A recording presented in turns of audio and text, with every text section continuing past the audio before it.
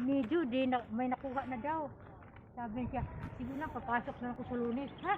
Saan ka papasok sa Lunes? Na di ka naman tanggapin doon. Sabi niya, may kapasukan ko sa Pasay. Naku, bakit? Bakit? Ay, yung Pasay na yun, doon siya galing. Oh, hindi. Yun, papunta siya sa Pasay noon. Pero hindi niya napasukan din. Hindi. Ang araw na, no?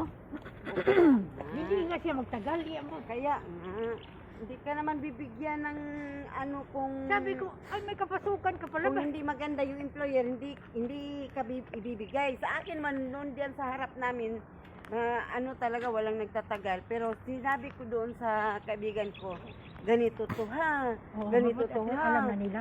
Alam niya kung Okay, sabi ko, oo. itry nyo lang, kung di nyo kaya, pwede namang umalis, sabi. O, di Oo. tinry nila. Oo. 2 linggo lang, hindi na nagtagal. Umalis din? Umalis din. Pero nakatanggap na ako ni ma'am ng mga, ano, Santa, 1,000, mga ito pantalon. binigyan ka ba? Oo, binigyan ako mga damit, bra. Ang ganda. Sabi ko, naka-benefits pa ako ng ano. Tutuwa ba si ma'am kasi binigyan ko ng 2 katulong. Pero hindi naman nagtagal. Wala na akong magagawa.